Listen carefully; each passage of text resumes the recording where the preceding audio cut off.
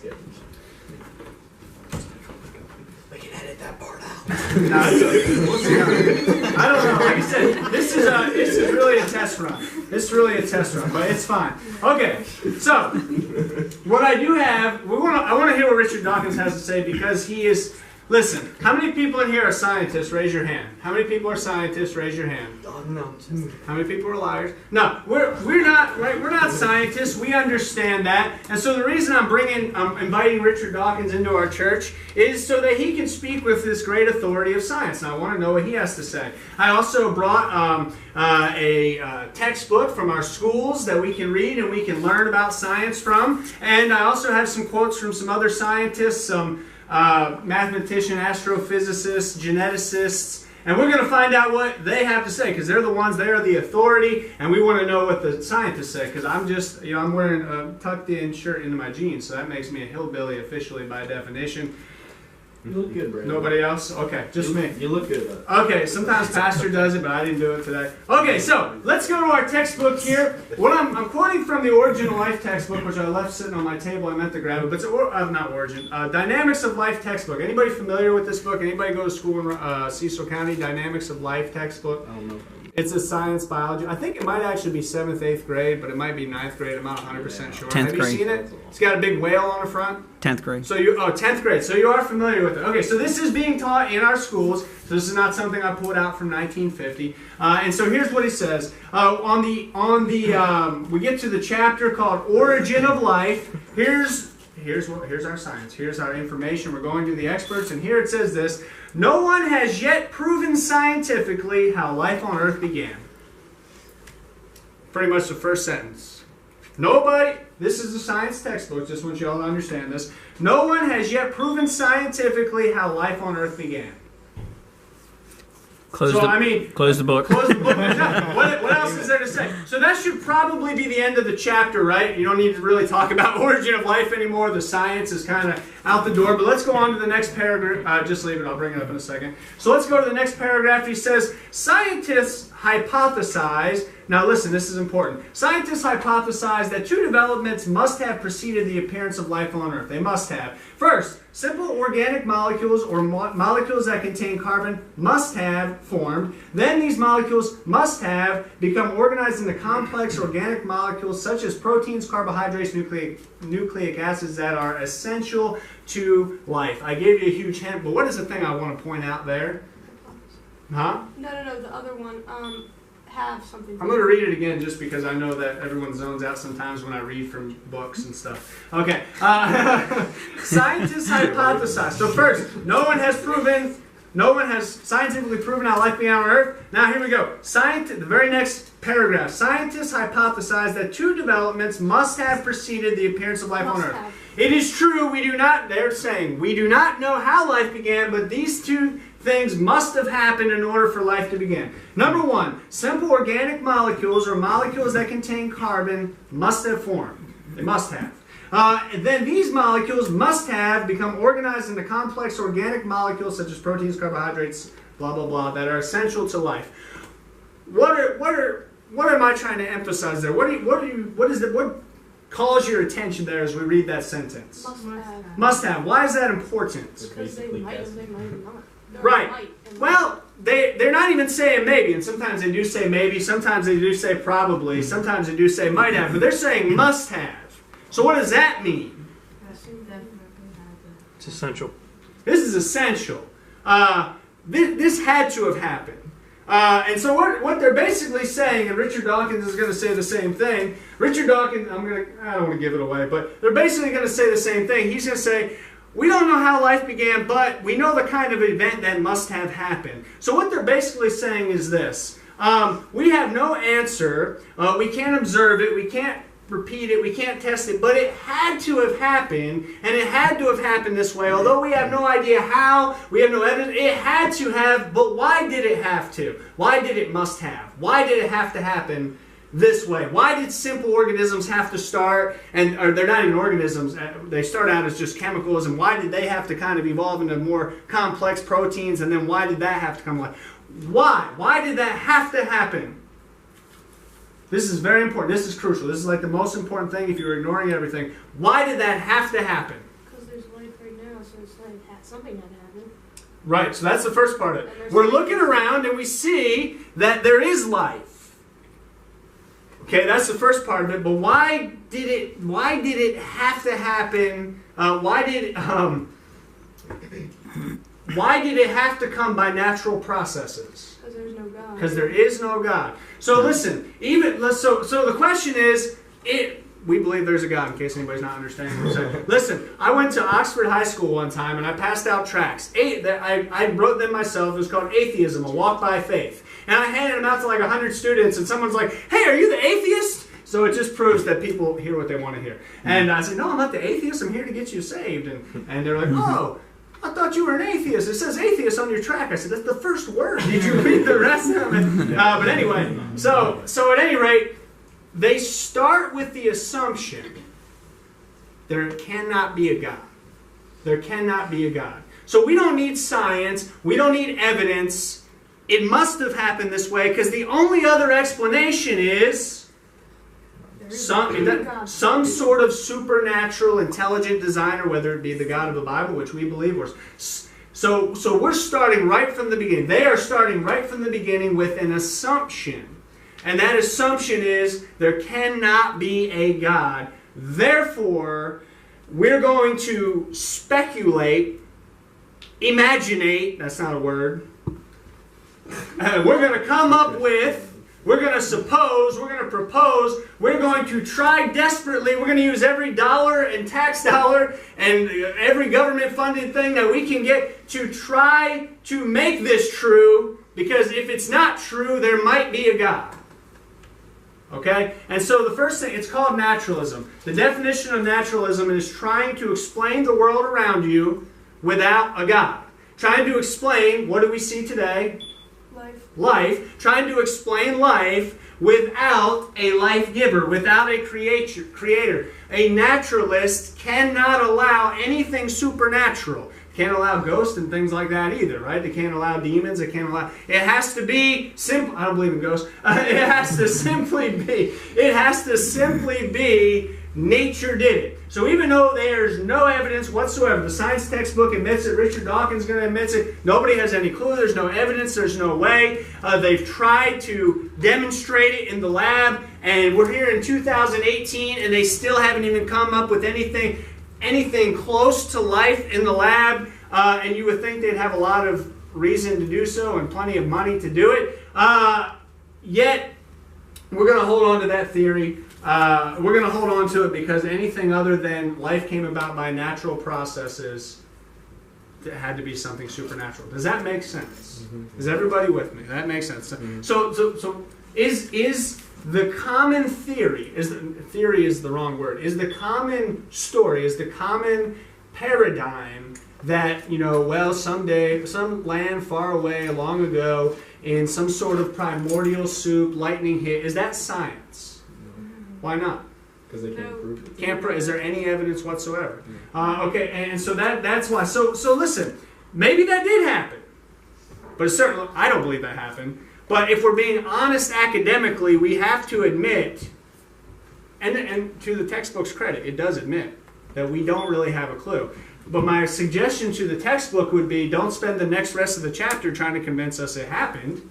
Just say, listen, we have no idea and we really shouldn't talk about this topic because there's no science behind it. Okay, so how many people have heard of, by the way, the Bible says, I'm kind of running crazy on my notes here, but 1 Timothy 6:20 says this. The Bible does address science. Some people say the Bible doesn't talk about science. The Bible talks about science. Paul is talking to Timothy. He says, O Timothy, keep that which is committed to thy trust, avoiding profane and vain babblings and oppositions of science. Avoid oppositions of science, falsely so called. What is Paul telling Timothy? Avoid false science. He's not saying avoid science. He's not saying avoid knowledge. He's saying avoid science falsely so called. Listen, show me the Carfax. No, show me the evidence. I want to know. So if it's falsely so called, he said avoid that. Why avoid that? Because we've been people are, why is there school shootings? Because we're not avoiding that false science that says life is not valuable because we came from animals. Mm-hmm. It goes beyond just, oh, we go to church and we hold hands and we sing nice songs. We're talking about life here, talking about the transformation of people's lives. Okay, let's go on a little further. What is science? We need to ask this question. What is science? Let me hear some scholarly definitions. Science is the study of scientific things. Like, You the study- study. Give me something. There's like Bad. That's a horrible answer. No, that's examples. That's examples of Those are different science. types of sciences. You can have data for it and like proofs. Okay, that's a characteristic of science. What is science? Study of life and. No, it's biology. What is science? You just. That's what I said. It's bio. When Okay, I'll give you the answer. research and testing. No, that's experimenting. Okay. I'm trying. Science is essentially, and listen, this isn't the dictionary definition. Maybe you can show me a better definition. This is my definition that I came up with. Science is knowledge acquired by the use of the scientific method. Knowledge acquired by the scientific method. So I know what you all want to ask and you all want to find out, right? Scientific is in that word. Huh? What's scientific if Hold up. science? Brandon, you're I said thinking scientific way too hard. method. You're making this complicated. Are you? Get your push your phone away. Then, Go ahead. alright. The intellect and practical activity in encompassing the systematic study of the structure and behavior of physical and natural world through observing and experiments. So I Okay, was so correct. no, you're wrong. I was right. Okay. Yeah. No, you. All right. So listen. Let's. Hey, we're turning a corner on this thing. We're turning a corner. So we need to understand what science is. Science is knowledge acquired by the scientific method, which is what Tanner said. You looked it up. That ain't fair. I didn't hear what you said. Science is knowledge acquired by the scientific method. What is the scientific method? Have to make a Steps. hypothesis. Steps. Now give me some of the steps, one at a time. Hypothesis. Wrong. Question. What's the first one? Okay. Topic. Question. Then you go to hypothesis. Okay. Then you One at a time. Whoa. Some people aren't as fast as you in the brain. I'm not fast in the brain. I know. Okay. Yeah. First, number one. And listen, there's different wordings, but the basic thing is you make an observation, right? What is our observation on this topic? We've already talked about it. I feel like I'm only talking to this side. It's not because I don't like you, it's because I'm trying to Wait, avoid looking for at the the phone. God part or for the science? You can move part? over if you want. Huh? We're talking about, what are we talking about? The life from Right, so what is our observation? from the science perspective? Yes. That life must have come No. from. What is the observation? That you can't. There's that no you can't- What is our observation? There's life. There is life. Oh. What is our question? Where did How did life it come start? Where from? did life come from?